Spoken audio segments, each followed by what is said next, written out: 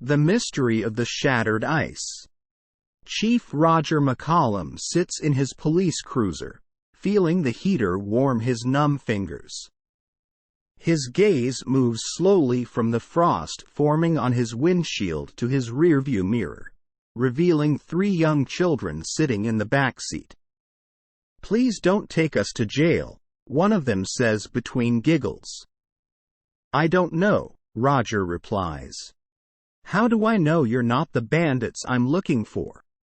This is Roger's favorite part of the job. The town of Northbury, Pennsylvania is so small it hardly ever has any crime. Roger gets to spend most of his time playing cops and robbers with the local kids, trying to slip in lessons about being good citizens when he can. Suddenly a voice cracks over his radio. "Roger, the mayor is looking for you," and she sounds angry.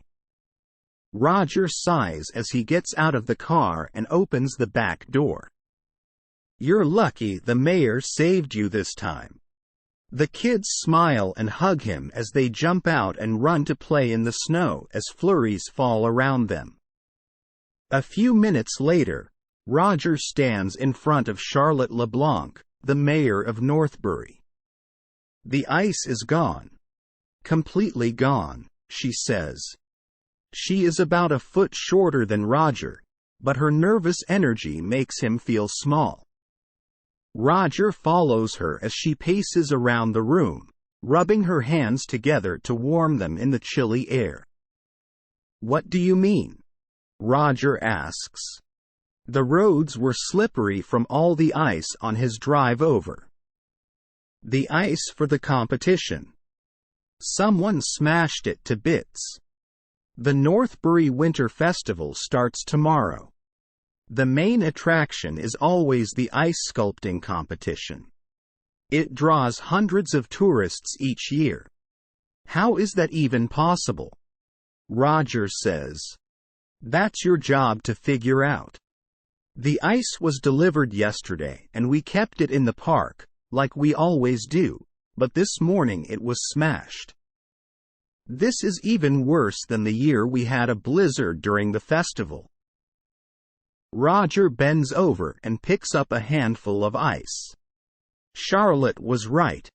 Where there should be 6 perfect blocks of ice, there are now 6 piles of ice chunks.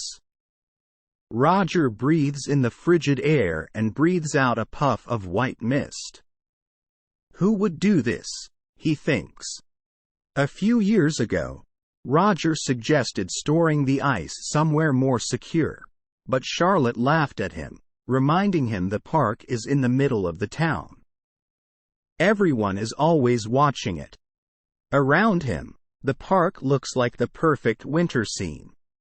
A blanket of snow covers the ground, like thick frosting. Tiny icicles hang from tree branches and sparkle in the sun. Normally, the sky is overcast during the festival, but the weather reports say tomorrow is going to be nice and sunny. Roger, remembering what the mayor said about everyone watching the ice, walks across the street to the diner.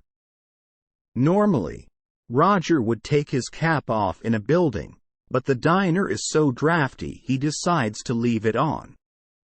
He walks up to the counter and waves at Jess, the owner.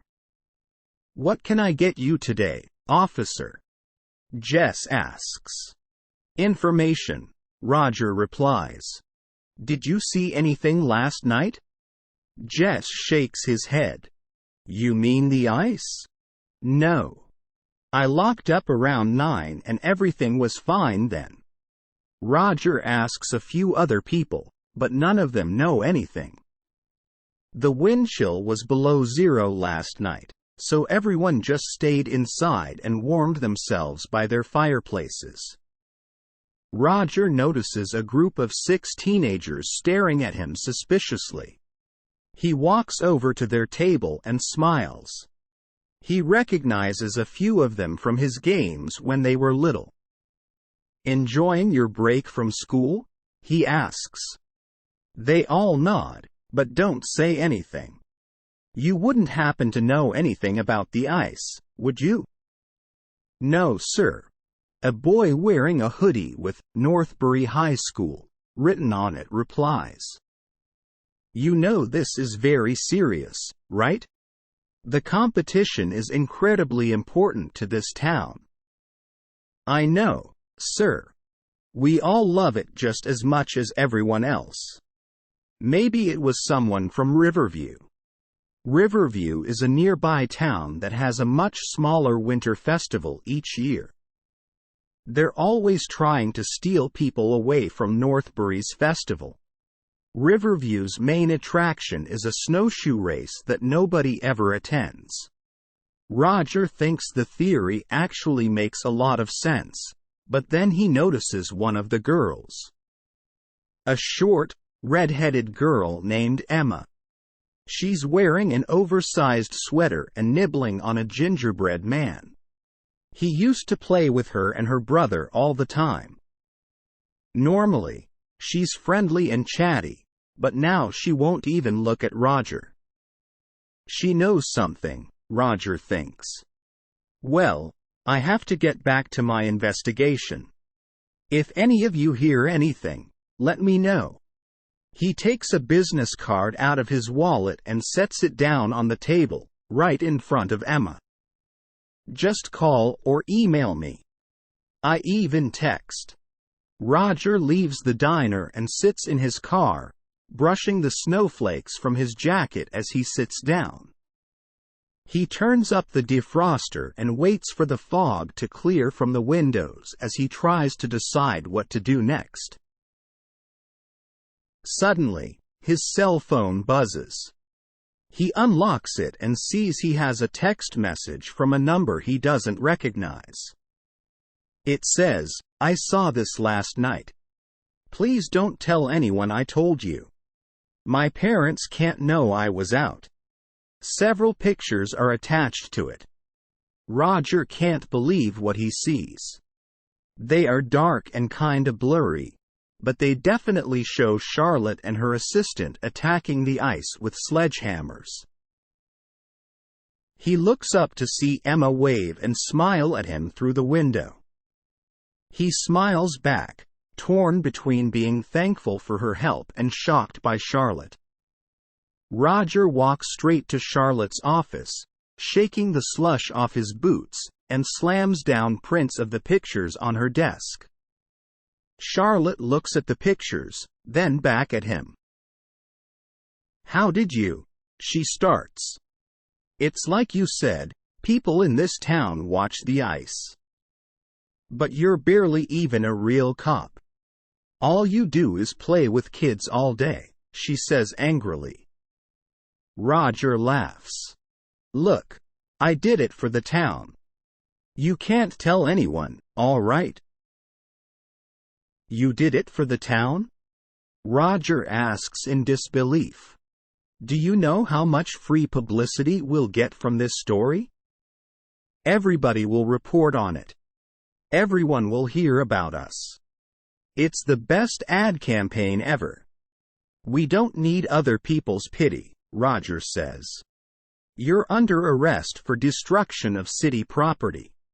Charlotte tries to argue, but Roger just handcuffs her and leads her to his car. He takes her to the station and locks her in a cell, then leaves to find and arrest her assistant. The next day at the festival, Roger listens as everyone gossips about Charlotte between sips from steaming cups of hot chocolate. Roger tries to ignore them. He just wants to enjoy the nice, brisk weather and maybe get a glass of eggnog. Jess walks up to him, holding a clipboard. He hands it to Roger and says, "It's a petition to get Charlotte fired." "That's a cause I can support," Roger says, removing his glove so he can sign his name on the sheet. He's relieved that the rest of the town is as upset about it as him. Who's going to replace her? We don't know yet. The treasurer will take over until we have an election. Some of us were thinking maybe you'd run." A child screams behind them. Roger spins around just in time to see him throw a snowball at his nearby friend. "Hey!" Roger shouts. "I'm going to have to take you two down to the station." The kids burst out in laughter. "Thanks, but I think I'll stick to this job," he says, smiling widely. Thanks for watching. Please do not forget to like, share, comment, and subscribe.